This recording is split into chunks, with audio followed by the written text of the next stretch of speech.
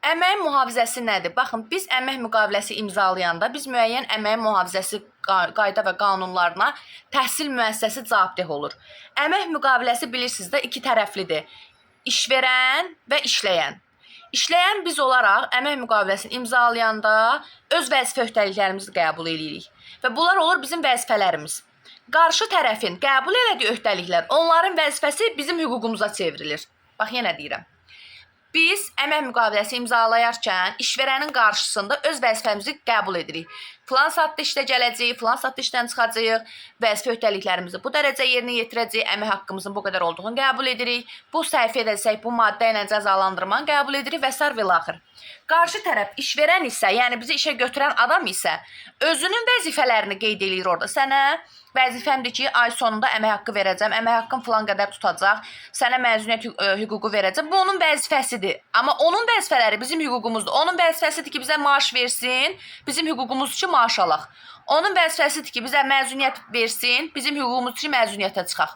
Onun vəzifəsidir ki, bizi təhlükəsiz şəraitdən qorunsun, bizim hüququmuz üçün biz təhlükəsiz şəraitdən qorunaq.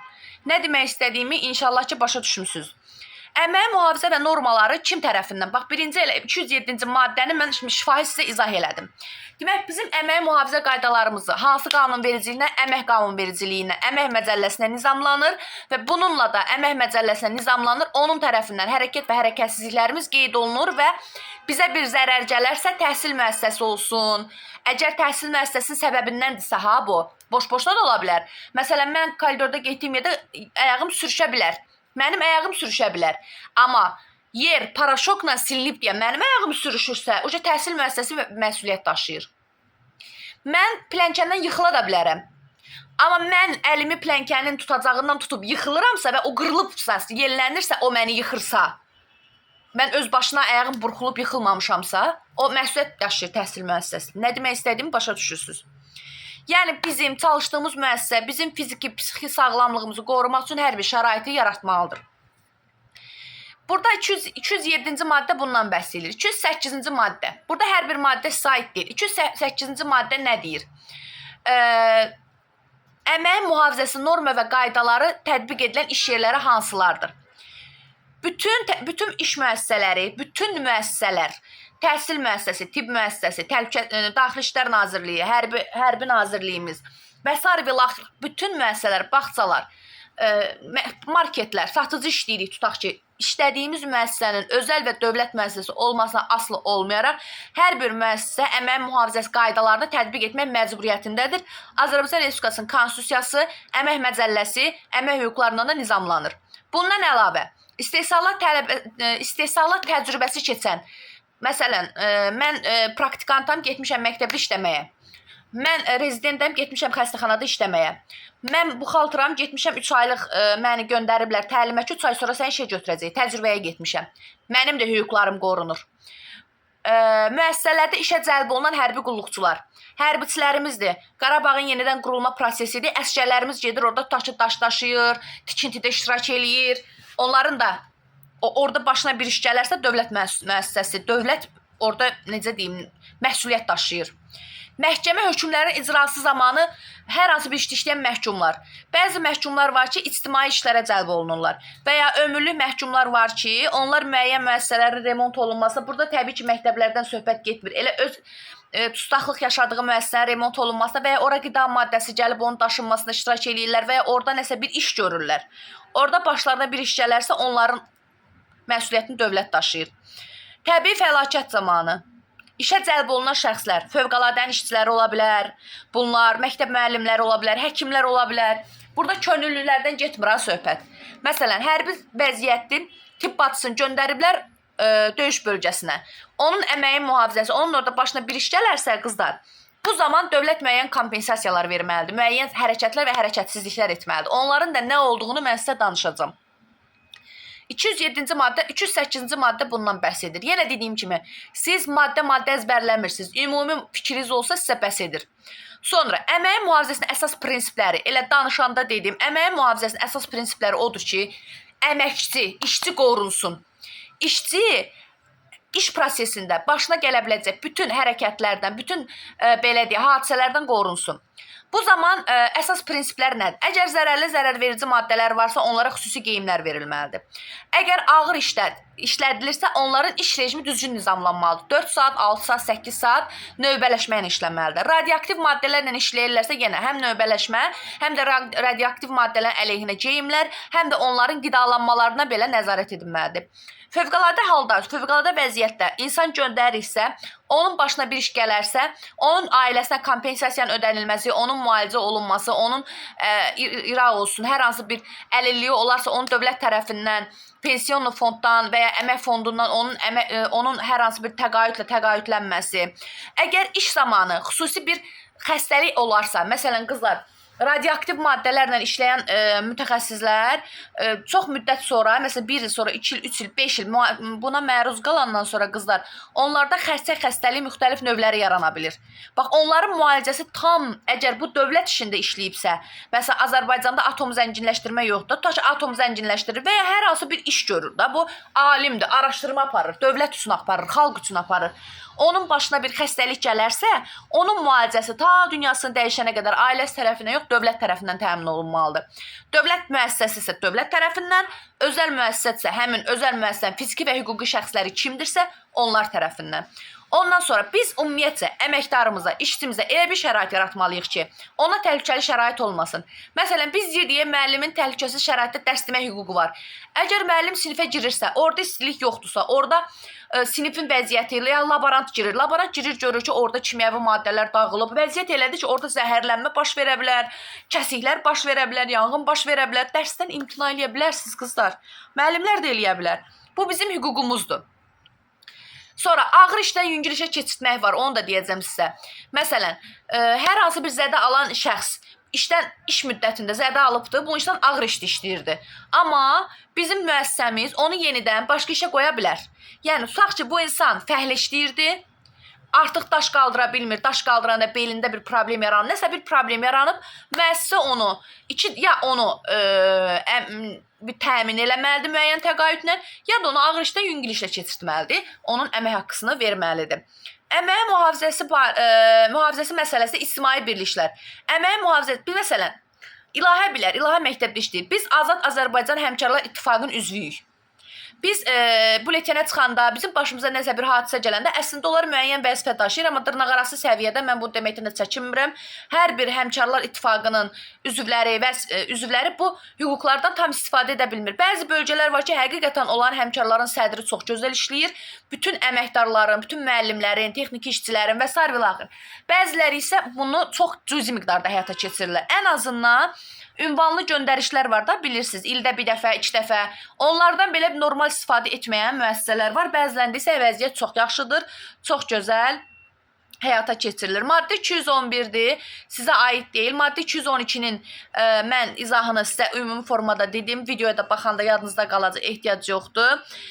Əmək icra hakimiyyəti orqanların bu da lazım deyil, bələdiyyə orqanı da sizə lazım deyil. Mülkiyyətçi və işə götürən vəzifələri. Yenə dediyim, az öncə izah elədim sizə. Mülkiyyətçi, istənilən şəxs, istənilən bu məktəb olmaya da bilər.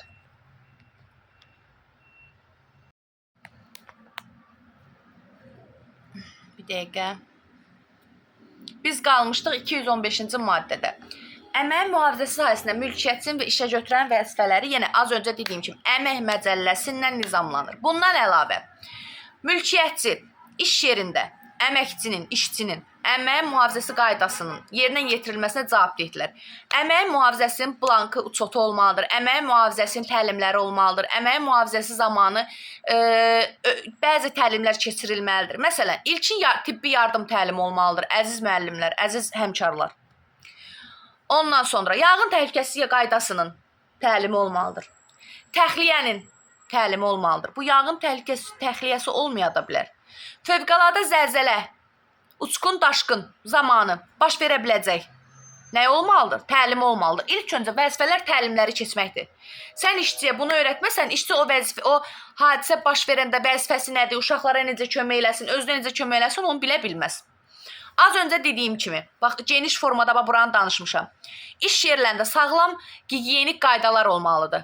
Yəni, üzr istəyirəm, ayaq yolları təmiz olmalıdır, ayaq yollarına təmiz su gəlməlidir, əlləri yumaq üçün sabunlar olmalıdır. Ondan sonra ayaq yollarında salfetkalar, sular təmin olunmalıdır. Ondan sonra əgər ağır işdə işləyirsə, ona uyğun az öncə dediyim yeməklər verilməlidir. Əmək şəraiti ağır olan, yeraltı işlərdə işləyən və ya ağır daş mədəndə işləyən, nə olur olsun, müəssisələrdə yeməklər verilməlidir. Zəhərli maddələrlə işləyənlərə mütəmadi süd məhsulları verməlidir.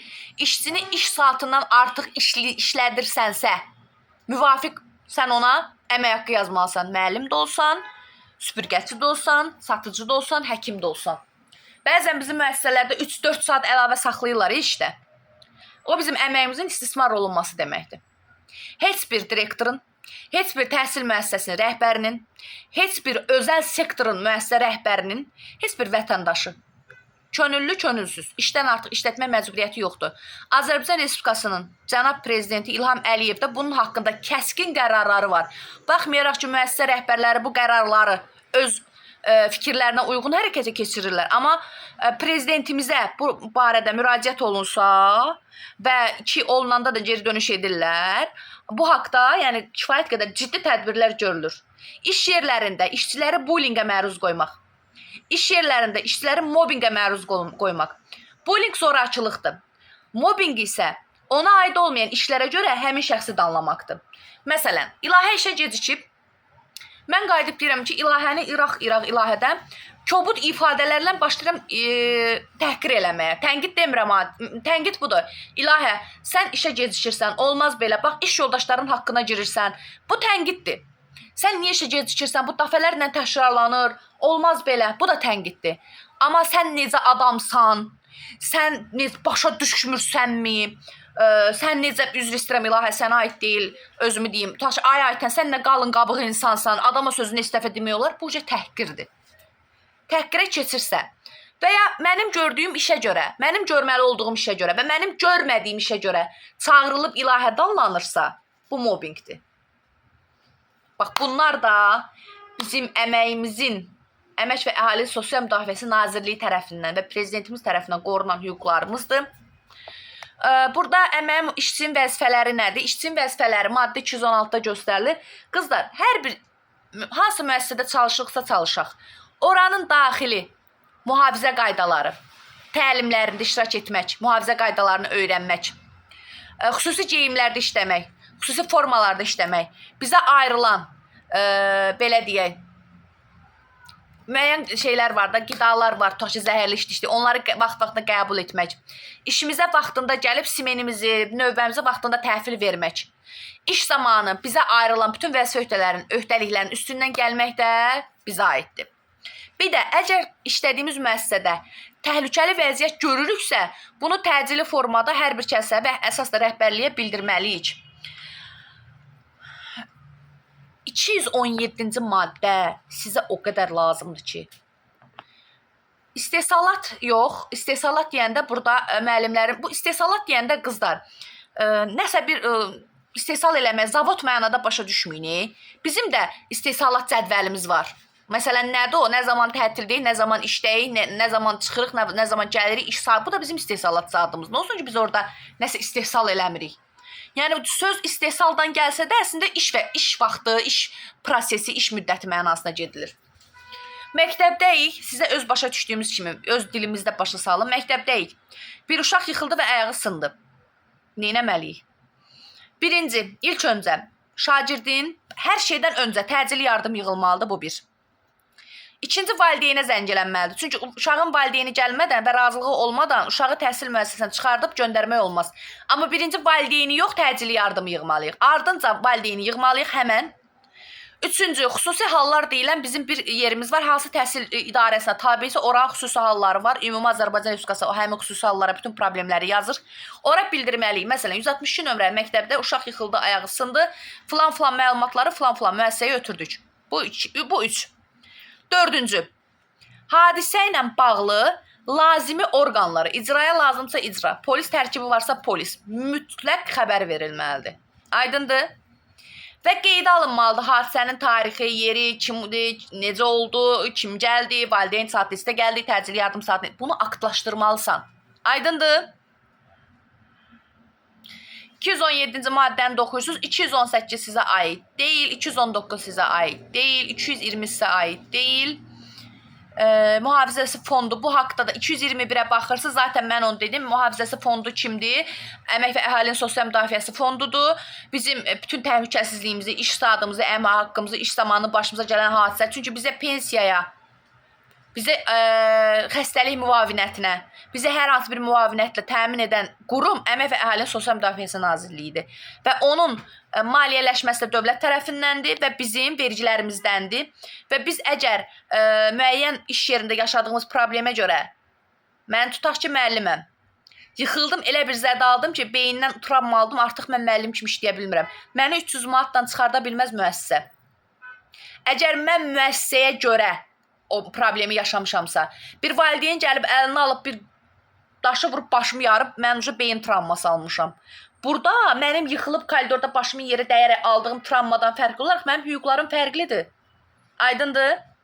Ona görə bu hüquqlarımızı yaxşı bilə, Allah uzaq eləsin mərdimazlarda heç insanın başına da belə bir şeylər gəlməsin. Demək 221, 222-ci maddəni də oxuyursunuz. Baxın, burada da başqa sizə, baxın, icbari tibbi müayinələr. 226-cı maddə niyə lazımdır? İlahədən məndə biz keçirik bu müayinələrdən, siz də keçəcəksiniz. Azərbaycan Respublikasının dövləti Səhiyyə Nazirliyi xətti ilə bizə 1 və 2 dəfə müxtəlif regionlarda müxtəlifdir. Bu daxili nizamnamə ilə nizamlanır. Biz icbari tibbi müayinədən keçirik. Rengendən, qan analizindən və s. və axır. Bunlar məcburidir. Çünki bizim əgər hər hansı bir sağlamlığımız, keçici xəstəliyimiz, bir problemimiz varsa, bu öncədən nə olmalıdır? Müəyyən olmalıdır, təyin olunmalıdır. Bunu da bizim vəzifəmizdir ki, gedək keçək. Əgər gedib keçmirsə, bizi cərimə eləyirlər. Baxın, 231-ci maddəni bayaq dedim. Ağır işdən yüngül işə keçirtmə. Buna baxmağa ehtiyac yoxdur. Baxın, 232-dir, 233-dür. Bunlar bizim iş, necə deyək, rejimimizə aid deyil. Ona görə mən onları sizə bildirmirəm. Əməyin mühafizəsinə əməl etməsinə ictimai nəzarət. Həmkarlar İttifaqı, məktəblərdəki Həmkarlar İttifaqı bizim əməyimizi mühafizə eləməlidir. Kollektiv əməyin mühafizəsi bizim rəhbərimizə aiddir. Əgər müəssisədə bizə qarşı qərəzli mövqe varsa, şərböhtan varsa, mən orada işləyə bilmirəmsə, mən orada hər hansı bir qanunsuzluqla qarşılaşıramsa, ittiham olunuramsa, amma haqsız yerə, haqlıdan getmir burada söhbət. Mənim rəhbərim məcburdur ki, bu haqda tədbir görsün. Və ya sənin işlədiyin müəssisədə Həmkarlar İttifaqı varsa və fəaliyyəti şəffafdırsa, həmkarların iclasını toplamalıdır, vəziyyət müəyyən olunmalıdır. Sizə qarşı qərəzli mövqe və ya hər hansı bir mobbing, bullying halı varsa aktlaşdırılmalıdır. Həmin hərəkəti və ya hərəkəti edən şəxs qanunla cəzalandırılmalıdır. Bunu da heç vaxt unutmayın. İnanın ki, xoş olsa da olmasa da həyatda bunlar bizə hamısı lazım olur. 239-cu maddədə yəni Həmkarlar İttifaqının hüquqlarından danışır. Onu da özünüz üçün oxuyun, çünki sizə lazım olacaq. Gəlin indi bir dənə testlərə baxaq.